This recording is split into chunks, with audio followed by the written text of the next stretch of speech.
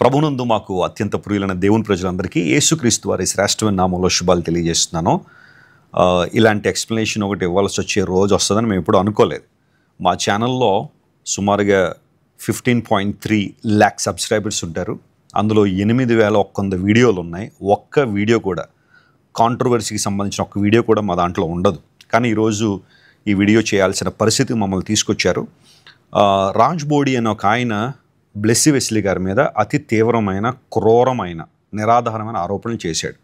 ఆయన చెబుతూనే వీళ్ళెవరో నాకు తెలియదు, వీళ్ళ గురించి ఏమీ నాకు తెలియదు, నాకు వచ్చిన సీక్రెట్ సోర్స్ ప్రకారం నేను చెప్పేస్తున్నానని బ్లెస్సీ గారి ఫోటో చూపించి, ఆ వీడియో చూపించి బ్లెస్సీ గారికి 10 లక్షలు ఇచ్చారు. 3 నెలల క్రితమే వరకు 10 లక్షలు అందాయి. మతోన్మాదులకు ఇన్ఫర్మేషన్ ఇవ్వడానికి ప్రవీణ్ పగడాల గారిని రాజమండ్రి పిలిచారు అని ఆ ఆరోపణలు చూసినప్పుడైతే మేము చాలా దిగ్భ్రాంతికి గురయ్యాం. అసలు ఏం జరుగుతుందో మాకు అర్థం కావట్లా. అనవసరంగా మమ్మల్ని ఈ ఇష్యూలోనికి లాగాలని ఎవరెవరు ప్రయత్నాలు చేస్తున్నారో మాకు అర్థం కావట్లేదు. కానీ రాజ్ బోడి గారికి నేను చెప్పే మాట ఏంటంటే, అర్జెంటుగా మీరు బహిరంగంగా క్షమాపణ చెప్పాలి. మా గురించి తెలియకుండా, ఏ విషయం కూడా తెలియకుండా ఎవడో ఒక గొట్టంగాడు మీకు ఇన్ఫర్మేషన్ ఇస్తే లేదా ఏదో మెసేజ్ పంపిస్తే దాన్ని మీరు మీ ఛానల్లో పెట్టి అక్కడి నుంచి మిగతా ఛానల్స్ కూడా, రకరకాల ఛానల్స్, శ్రీ మీడియా అనే ఛానల్, ప్రజా చైతన్య అనే ఛానల్, ఇవన్నీ కూడా ఈ వీడియోలు సర్క్యులేట్ చేస్తూ విపరీతంగా థంబ్నెయిల్స్లో బ్లెస్సీ వెస్లీ గారి ఫోటో వేసి ఇన్ని డబ్బులు, ఇన్ని హత్య వెనకాల కుట్రదే అని అనవసరంగా కేసును డైవర్ట్ చేసే పరిస్థితి ఇక్కడ కనబడతా ఉంది. నేను రాజ్ బోడి గారికి, ఆ తర్వాత ఆ ఛానల్స్ ఎవరైతే అప్లోడ్ చేస్తున్నారో మేము చాలా సీరియస్ యాక్షన్ తీసుకున్నాం. ఎందుకంటే ఇది సామాన్యమైన ఎలిగేషన్ కాదు, మామూలుగా మాట్లాడుకునే విషయాలు కాదు. ఒక మర్డర్ వెనకాల అనవసరంగా మా పేరుని తీసుకొచ్చి మా రెప్యుటేషన్ని, మా గౌరవాన్ని, మా పరిచర్యను, మా భవిష్యత్తును దెబ్బతీయాలని ప్రయత్నం చేస్తున్నారు. ఇది అత్యంత తీవ్రమైన కుట్ర. ఇది ఈ రోజుతో మాతో ఆగిపోయేది కాదు. రేపొద్దున ప్రతి ఒక్కరికి చుట్టుకుంటుంది, ప్రతి ఒక్కరిని లాగుతారు. దేవుని సేవకుల్ని అప్రతిష్ట పాలు చేయాలనే ప్రయత్నాలు మతోన్మాదుల చేతుల్లో రాజ్ బోడి గారు వెళ్ళిపోవడం మాకు చాలా దుఃఖాన్ని, లేదా అతను వెళ్ళిపోవడం మాకు చాలా ఆశ్చర్యాన్ని కలిగిస్తుంది. అతను ఎవరో కూడా మాకు తెలియదు. నేను అతని వీడియోలు కూడా చూడలేదు. అమెరికాలో ఉంటాడని ఇప్పుడు మనవాళ్ళు చెబుతూ అన్నారు. మా పరిచర్య మాది, మా సేవ మాది. దేవుని సేవలో నిర్విరామంగా రాత్రింబగళ్ళు కష్టపడి ప్రభు సేవ చేస్తూ అనేక ప్రాంతాలు తిరిగి ప్రపంచవ్యాప్తంగా, భారతదేశంలో కాదు మా పరిచర్య, ప్రపంచవ్యాప్తంగా అనేక దేశాల్లో ఒక క్రెడిబిలిటీ కలిగిన పరిచర్య మీద ఇంత బురద జల్లడం చాలా హాస్యాస్పదం. ఈ విషయాన్ని మేము అతి తీవ్రంగా ఖండిస్తున్నాము. దీన్ని ఇక్కడతో వదిలిపెట్టే ప్రసక్తి అయితే లేదు. ఎందుకోసం అంటే చూస్తూ ఉంటే వెర్రోడి కేకలే గెలిచినట్టుగా కాల్చేసి గుడ్లు తల మీద వేసేస్తే కాలిపోవడం మేము సిద్ధంగా లేము. ఈ విషయంలో చాలా సీరియస్ యాక్షన్ తీసుకుంటాము, న్యాయబద్ధంగా పోరాడతాం. ఎవరైనా ఇలాంటి ఎలిగేషన్స్ ఇకపై చేస్తే ఏ ఒక్కరిని సహించము అని దేవుని సేవకుని మీకు తెలియజేస్తున్నాను. ఎందుకంటే ఇది వెరీ ఫస్ట్ టైం ఇలా స్పందించడం. మేము మా పరిచర్య చాలా చక్కగా సువార్త పరిచయలో కొనసాగుతున్నాం. ప్రవీణ్ పగడాల గారి విషయానికి వస్తే నేను ఎప్పుడు ఆయన వ్యక్తిగతంగా కలవలేదు. నేను ఆయన్ని యూట్యూబ్లోనూ, ఆ తర్వాత మిగతా సోషల్ ప్లాట్ఫామ్స్లో ఆయన ప్రసంగాలు అప్పుడప్పుడు వినడమే, కానీ వ్యక్తిగతంగా నేను కలవాలి. లాస్ట్ ఇయర్ మా బ్రదర్ అతన్ని వారి కాన్ఫరెన్స్ పిలిచినప్పుడు ఆయన 2వ రోజు వాకింగ్ చెప్పాను, నేను 3వ రోజు వాకింగ్ చెప్పాను. That's it. ఆ రోజు ఆయనకి యాక్సిడెంట్ అయింది అని ఇన్ఫర్మేషన్ రాగానే బ్లెస్సీ వెస్లీ గారు వినుకొండ ప్రయాణాన్ని కొన్ని గంటలు ఆపి, వెళ్ళాల్సిన వారు ఆగి, వెళ్దాం, ఏదైనా సహాయం చేయాల్సి వస్తుందేమో అన్న ఆలోచనలో మేము త్వరగా పరుగెత్తుకుని వెళ్ళేసరికి అక్కడ కొంతమంది ఉన్నారు. ఎస్పెషల్లీ ప్రవీణ్ గారి రాజమండ్రి వ్యవహారాలు చూసుకునే పిఏ రామ్మోహన్ రావు, తన వైఫ్ అక్కడ ఉంది. ఆమెను మొదట మేము కలుసుకున్నాం. అమ్మ ఏంటి సంగతి, ఏమనండి ఇలా జరిగింది, జెస్సికా గారికి తెలుసా, కొన్ని విషయాలు తెలిసింది, ఆమె షాక్లో ఉన్నారండి అని. పరిస్థితులు ఏంటో మాకు కూడా సరిగ్గా తెలియదు, పోలీసులు వస్తున్నారు, ఆల్రెడీ కేసు ఫైల్ చేశారు. రామ్మోహన్ రావు ఆల్రెడీ అక్కడ పోలీస్ స్టేషన్లో ఉన్నాడు, అతను కేసు ఫైల్ చేస్తున్నాడు. ఈ లోపల ఆమె వచ్చింది, 2 ఫోన్లు పట్టుకొచ్చింది మా దగ్గరికి. అందులో ఆ జెస్సీ గారి నంబర్ ఇస్తే బ్లెస్సీ వెస్లీ గారు మాట్లాడారు. ఆ తర్వాత మళ్ళీ మాట్లాడదాం ట్రై చేస్తే ఆమె దుఃఖంలో ఉన్నారని వాళ్ళ పిఏలు ఎవరో మాట్లాడారు. ఇది జరిగింది. ఆ రోజు నేను నా పనులన్నీ ప్రక్కన పెట్టుకుని హాస్పిటల్ దగ్గర ఉండి, ఆ మరుసటి రోజు పోస్ట్ మార్టం జరుగుతున్నప్పుడు కూడా అతి తీవ్రమైన ఉద్రిక్తత రాజమండ్రిలో ఉంటే నేను వెళ్ళి పోలీసులతో మాట్లాడి అక్కడ అందరితో కూడా పర్యవేక్షించి, అంటే నేను ఒక్కడనే అని చెప్పట్లేదు, చాలామంది లీడర్స్ అప్పుడే అక్కడ వచ్చి ఉన్నారు. అందరం కలిసే కలెక్టివ్గా నిర్ణయం తీసుకుని హైదరాబాద్ నుండి వాళ్ళ టీం వచ్చారు, వారందరూ కూడా అక్కడ ఉన్నారు. పోస్ట్ మార్టం ట్రాన్స్పరెంట్గా జరగాలి, ఆ తర్వాత ఈ కేసు ట్రాన్స్పరెంట్గా ఇన్వెస్టిగేషన్ జరగాలని మొదటి నుండి నేను కోరుతూనే ఉన్నాను, విజ్ఞప్తి చేశాను, పోలీసు వారు రిక్వెస్ట్ కూడా చేశాను. ఆ తర్వాత జరిగిన పరిణామాలన్నీ మీకు తెలుసు. ఇప్పుడు మేము చెప్పాలనుకున్న మాట ఏంటంటే, ఆ రాజుబోడి అనే ఆయన బహిరంగ క్షమాపణ చెప్పి, నా భార్యను ఒక క్రెడిబిలిటీ కలిగిన ఒక స్పీకర్, ఆంధ్ర తెలంగాణ రాష్ట్రాల్లో కాదు, బ్లెస్సీ వెస్లీ గారికి through out India and world wide చాలామంది ఆమె ప్రసంగాలు వినడం కానీ ప్రార్థనలు ఏకీవించడం కానీ చాలామంది ఉన్నారు. నా భార్య గురించి నేను ఎక్కువ చెప్పాలన్న ఉద్దేశం కాదు, కానీ ప్రపంచానికి తెలుసు ఆమె ఎవరో, ఆమె ఎంత నిబద్ధతతో దేవుని సేవ చేస్తుందో. అమెరికాలో కొన్ని లక్షల రూపాయల జీతాన్ని వదులుకొని గతించిన 13 సంవత్సరాలను నాతో పాటు సేవలో ఉంటూ దేవుని సేవలో కొనసాగుతున్నాం. 10 లక్షలు కోసం మేము ఇలాంటి పని చేసే దౌర్భాగ్య స్థితిలో దేవుడు మమ్మల్ని ఉంచలేదు. 10 లక్షల కోసమే ప్రాకులాడే వ్యక్తులం కాదు, అలాంటి పనులు చేసే వ్యక్తులం కాదు.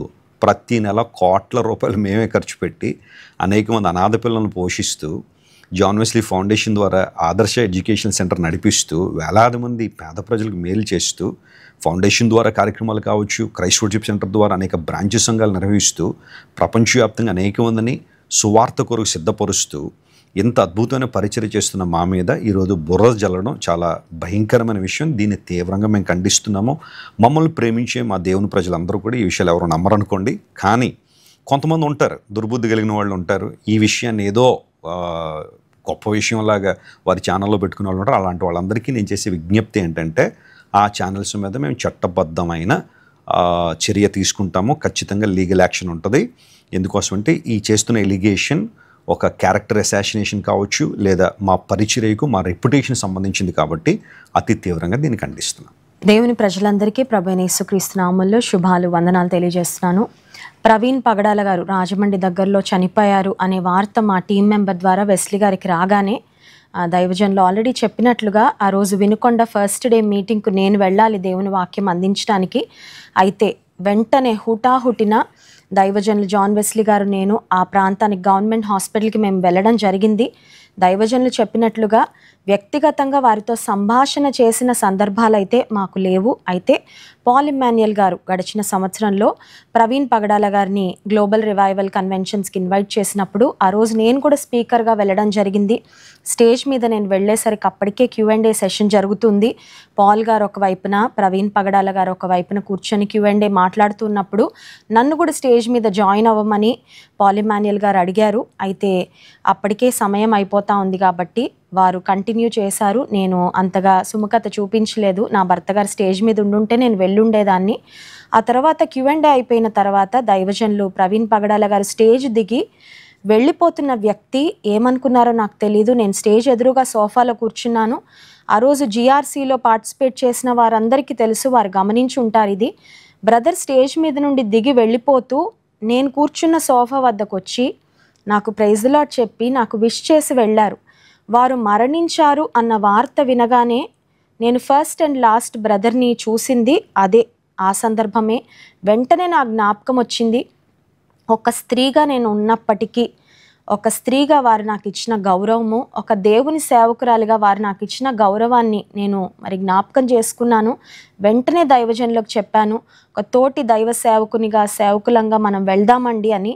వెళ్ళి దాదాపు గవర్నమెంట్ హాస్పిటల్ దగ్గర నేనైతే 3 గంటలు వెస్లీ గారితో పాటు నేను కూడా ఉన్నాను. వారి భార్య మరి సిస్టర్తో కూడా నేను మాట్లాడడం జరిగింది. చాలా కలవరపడ్డాం మేము అందరిలాగే మాకు వచ్చిన ఆలోచన, అసలు అంత గొప్ప వ్యక్తి అయ్యుండి, అంత దేవుని చేతిలో వాడబడుతున్న అభిషక్తులు అయ్యుండి అసలు బైక్లో ఎందుకు వచ్చారు అని, అసలు బైక్లో నిజంగా వచ్చారా రాలేదా, అంత లాంగ్ జర్నీ, మరి ఎన్నో వాహనాలు ఉంటాయి కదా, కారు ఉంటుంది, బైక్లో ఎందుకు వచ్చారని వెంటనే నేను సిస్టర్కి ఫోన్ చేసి అడిగాను. బ్రదర్ నిజంగానే బైక్లో బయలుదేరారా, అక్కడి నుండి బైక్లో వచ్చారా, బుల్లెట్లోనే వచ్చారా అనే ప్రశ్నలు సిస్టర్ని వేసినప్పుడు నిజమేనండి బయలుదేరారని చెప్పారు. లాస్ట్గా మీతో ఎప్పుడు మాట్లాడారు సిస్టర్ అంటే, సాయంకాలము బ్రదర్ లాస్ట్ కాల్ సిస్టర్తో మాట్లాడానని చెప్పారు. ఒక తోటి స్త్రీగా బ్రదర్ చనిపోయారు అనే వార్త అప్పటికి సిస్టర్కు తెలుసో తెలీదో మరి నాకు తెలియదు, కానీ నేనైతే ఆ వార్తను తనకి చెప్పలేకపోయాను. అక్కడున్న రామ్మోహన్ గారి వైఫ్ని నేను అడిగాను, సిస్టర్కి తెలుసా అండి ఈ విషయం అని అడిగితే, ఇంకా సిస్టర్కి తెలుసో తెలీదో మాకు తెలియదండి, ప్రవీణ్ గారి 2 ఫోన్లు నా చేతిలో ఉన్నాయని సిస్టర్ చూపించడం జరిగింది. వాటి మీద ప్రవీణ్ బ్రదర్ సిస్టర్ వారి DP కూడా ఉంది. నేను వారి దగ్గర నుంచే నంబర్ తీసుకొని కాల్ చేయడం జరిగింది. ఆ తర్వాత ఆ రోజు నాకు వినుకొండలో మీటింగ్ ఉండడం వల్ల నేను 1 గంట ఆ టైంకి నేను ఇంటికి వచ్చి మీటింగ్కి బయలుదేరి వెళ్ళాను. వినుకొండ ప్రాంతం వెళ్ళాను కానీ మనసు నిండా కలవరము, బాధ, వేదన.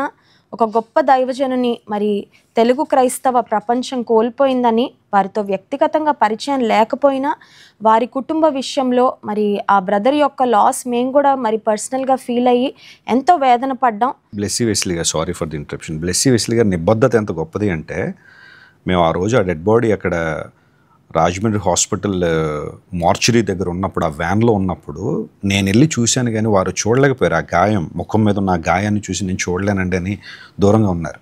ఆ తర్వాత చాలామంది దేవుని సేవకులు అక్కడ ఉన్నారు. నేను అక్కడ ఏదో చిన్న బల్ల ఉంటే దాని మీద కూర్చుని, నాన్న నువ్వు కూడా కూర్చో అంటే నేను కూర్చోనండి అని 3 గంటలు నిలబడి ఉన్నారు. అంటే ఒక దైవ సేవకుని యొక్క పరిస్థితి ఇలా ఉన్నప్పుడు, సరే నేను కూర్చోనండి, మీరు కూర్చొని పర్వాలేదు, నేను నిలబడే ఉంటాను. 3 గంటలు ఆమె అక్కడ నిలబడి అంత గౌరవాన్ని, అంత ప్రేమను సేవకుల కుటుంబం పట్ల చూపిస్తే, ఈ రోజున ఇలాంటి భయంకరమైన, నిరాధారమైన, క్రూరమైన, ఒక మాట చెప్పాలంటే వెరీ క్రూయల్ అలిగేషన్స్ ఇవన్నీ కూడా. అంటే ఇంకా మాట్లాడుకోవడానికి ఏమీ లేక ఇప్పుడు ఈ విషయం మీద మమ్మల్ని లాగి మళ్ళా దీన్ని యూట్యూబ్లో సెన్సేషన్ చేయాలనే ఆలోచన ఎవరికుందో, దుష్టబుద్ధి, ప్రపంచం చాలా దరిద్రంగా చెడిపోయిందనే మాట మాకు తెలుసు. కానీ మరీ ఇంత దరిద్రంగా, మరీ ఇంత నిస్సిగ్గుగా వ్యవహరించే పరిస్థితులు. ఎవడో ఏదో అన్నాడని ఆ రాజుబోడి అన్న వాడు వీడియో చేసేసి ఫోటోలు చూపించి, ఫేక్ పాస్టర్ నీకు ఏం తెలుసు మా గురించి, నువ్వు ఎప్పుడైనా ఎంక్వైరీ చేసావా, నువ్వు అమెరికాలో ఉన్నప్పుడు అడుగు ఏ స్టేట్లో అన్నా. అమెరికాలో 50 స్టేట్లు ఉంటాయి, మేము తిరగని స్టేట్ లేదు. ఇప్పటికి 40 సార్లు అమెరికా వచ్చాను నేను. ఏ స్టేట్లో అని అడుగు. వెస్లీ గారు కానీ బ్లెస్సీ వెస్లీ వారి క్రెడిబిలిటీ ఏంటి, వాళ్ళ పరిచయం ఏంటి ముందు అడగాలి కదా. నువ్వు ఎవడో ఏదో చెప్పాడని చెప్పి, నువ్వు ఒక ఐప్యాడ్ ఉందని చెప్పి, ఒక ఫోన్ ఉందని చెప్పి, ఒక ఛానల్ ఉందని చెప్పి నువ్వు చెప్పేసి బురదేసి వెళ్ళిపోతే నువ్వు తీసేసావు, నువ్వు డిలీట్ చేసేసి ఉండొచ్చు ఆ వీడియో. కానీ మిగతా వాళ్ళందరూ ఇప్పుడు దాన్ని పట్టుకుని మా రెప్యుటేషన్ దెబ్బతీయాలని ప్రయత్నం చేస్తాను. నేను చెబుతున్నా, ఏ ఒక్కరు, God is on our side, దేవుడు మా పక్షాన ఉన్నాడు. మా రెప్యుటేషన్ కానీ మా ఫ్యూచర్ని కానీ దెబ్బతీయాలని ప్రయత్నం చేసి ఏ ఒక్కరైనా సరే అతి తీవ్రమైన పరిణామాలు దేవుని దగ్గర వారు ఎదుర్కొంటారు, అందులో సందేహం ఏమీ లేదు. కానీ మేము అంత బాధపడిపోయి కృంగిపోయే పరిస్థితి అయితే లేదు. కానీ ఎక్స్ప్లెనేషన్ ఇవ్వాలి కాబట్టి, ఎందుకంటే సీరియస్ ఎలిగేషన్ మా మీద చేశారు కాబట్టి, అంటే బ్లెస్సీ వెస్లీ గారి మీద చేశారు కాబట్టి 10 లక్షలు తీసుకుని ఇలా చేశామని.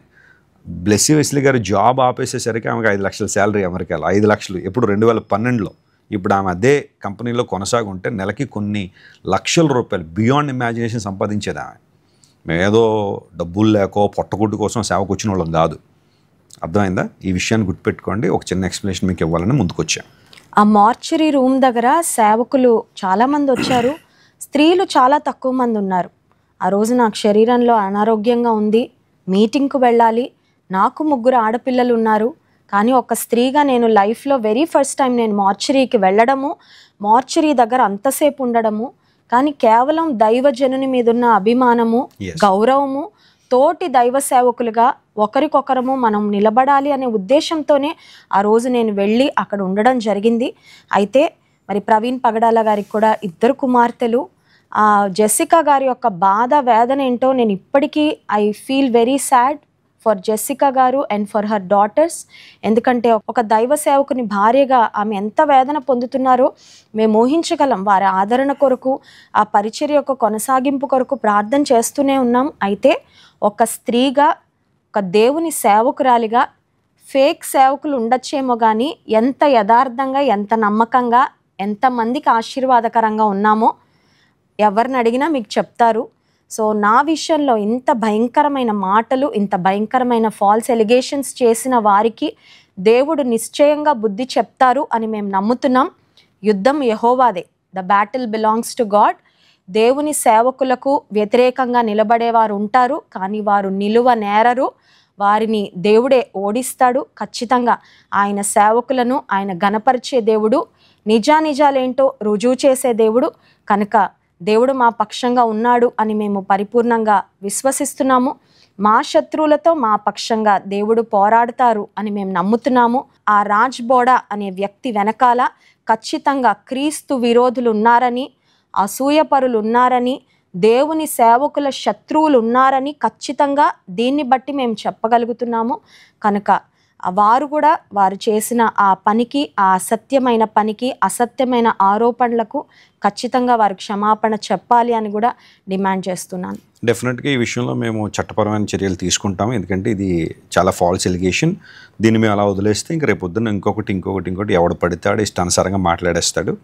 ఖచ్చితంగా అమెరికాలోనైనా నేను కేసు ఫైల్ చేస్తాను డెఫినెట్గా. ఎందుకంటే అమెరికాలో మాకు చాలా పెద్ద సర్కిల్ ఉంది. దేవుని కృపను బట్టి అనేక రాష్ట్రాల్లో మమ్మల్ని ప్రేమించే దేవుని బిడ్డలు ఉన్నారు.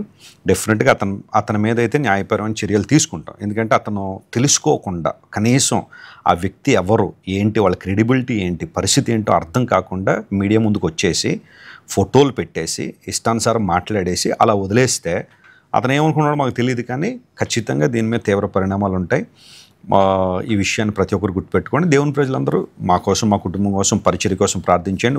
0.01% కూడా మేము కృంగిపోవట్లేదు, లేదా అధైర్యపడలేదు, భయపడలేదు. అన్ని విషయాలు దేవునికి తెలుసు. మేము ఎంతగా ఆ కుటుంబాన్ని ప్రేమించామో, పగడాల గారి కుటుంబాన్ని ఎంత ప్రేమించామో, ఆ కష్ట పరిస్థితిలో నిలబడాలని చెప్పి మా స్కెడ్యూల్స్ని కొంచెం అడ్జస్ట్ చేసుకుని ఏ విధంగా సహకరించామో అందరికీ తెలుసు. వారి గురించి ఎలా స్పందించామో అందరికీ తెలుసు. ఈ విషయాన్ని ప్రతి ఒక్కరు గుర్తుపెట్టుకోండి. This is our response. దీన్ని ఇంకా ఎక్కువ పొడిగించాలనో, లేకపోతే ఇంకా వేరే లెవెల్ తీసుకెళ్ళి దీన్ని అనవసరంగా వేరే ప్రయోజనాల కోసం వాడుకోవాలని మాకు లేదు. ప్రవీణ్ పగడాల గారి డెత్ని చాలామంది తమ స్వప్రయోజనాల కోసం వినియోగించుకున్నారనేది వాస్తవం. మేము అలాంటి వాళ్ళం కాదు. మాకు ఆ అవసరం కూడా లేదు. 10 లక్షలు ఆఫ్టర్ ఆల్ టు అస్. దేవుడు మమ్మల్ని ఆశీర్వించిన విధానం చాలా గొప్పది. కోట్లాది రూపాయలు ప్రతి నెల అనేక మంది పేద పిల్లలు పంచిపెట్టే మేము 10 లక్షల కోసం ఇంత తీవ్రమైన పరిస్థితులకి మేము దిగజారినంత దౌర్భాగ్యం అయితే కాదు. ఈ విషయాన్ని ప్రతి ఒక్కరు గుర్తుపెట్టుకొని దేవుని ప్రజలు మా కోసం, పరిచర్య కోసం ప్రార్థించేయండి. Ministry will go on and God will bless you all. దేవుడు మిమ్మల్ని అందరినీ దీవించును గాక. ఆమేన్.